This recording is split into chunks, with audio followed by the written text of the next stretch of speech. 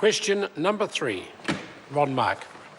Thank you very much, Mr. Speaker. My question is to the Prime Minister and asks, does he stand by all his statements? The Honourable Bill English on behalf of the Prime Minister. Mr. Speaker, on behalf of the Prime Minister, yes. Supplementary. Supplementary question, Ron Mark. Thank you, Mr. Speaker. To the Prime Minister, does he stand by his statement that he, quote, thinks it is right to leave people primarily in these graveyards in Malaysia, end of quote, when the Australian government has decided to repatriate 39 deceased soldiers primarily from Malaysia? The Honourable Bill English on behalf of the Prime Minister. Well, Mr. Speaker, I would be a bit hesitant to venture further explanation of the Prime Minister's view on that matter, other than to say it's been considered, as I understand it, a number of times, and one would expect that we are capable of making our own judgment about it. These are our fallen soldiers, not Australia's. Supplementary. Order. Supplementary question. Order. Supplementary question, Ron Mark. To the Prime Minister, why does the government now repatriate the remains of soldiers who die overseas? The Honourable Bill English on behalf of the Prime Minister. Well, Mr. Speaker, I'm not exactly sure just what the where the members are trying to get to. The government as has been already pointed out, previous governments have made particular decisions about the extent of repatriation, and the current government, of course, does. We're in somewhat different circumstances now than we were in the Malaysian and Vietnamese campaigns. Point of order, Mr. Speaker. Point of order, Ron Mark. My question to the Minister was about soldiers being repatriated now, from Afghanistan. So could I put the question again to help the Minister? I refer the member to Speaker's ruling 1913 and 4. If the member wants specific answers to supplementaries, then it's difficult to get that when he starts with such a general primary question. Supplementary. Supplementary question, Ron Mark.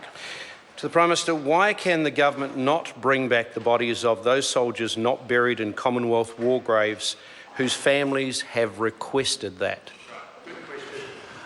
The Honourable Bill English on behalf of the Prime Minister. Mr. Speaker, I haven't been party to that particular discussion with those families, and in fairness to them, I think it would be better if we were able to answer that question in full knowledge of what exchanges have been taking place. I would be reluctant to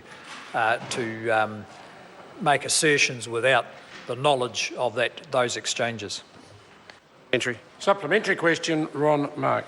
To the Prime Minister, given that he has refused to allow those remains to be repatriated, how can the Prime Minister guarantee that a soldier's grave by a motorway or under an overhead rail bridge will be respected in the future and remain accessible to the family as they are in the Commonwealth war graves? The Honourable Bill English on behalf of the Prime Minister. Well, Mr. Speaker, again, the member seems to be referring to particular circumstances, and out of respect for the families and the seriousness of the issue for the individuals concerned, I'd prefer to answer his question if and when I had a better understanding of what exchanges had gone on about those issues. Supplementary question, the Honourable Phil Goff.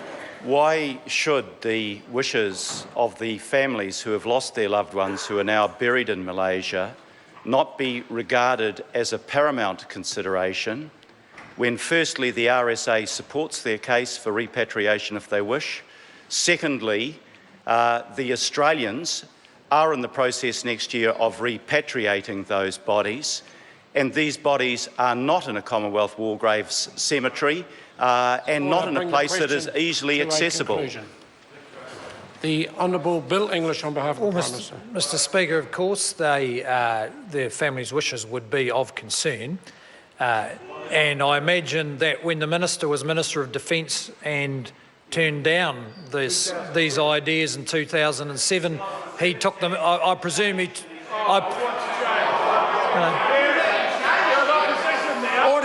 Order. I assume the Minister, as Minister of Defence, took the family's wishes into account when he, quote, refused to repatriate the bodies.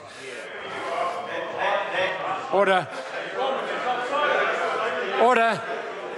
Order. Can I suggest that if Mr Brownlee and Mr Goff wish to continue the conversation, take it outside the chamber? Question.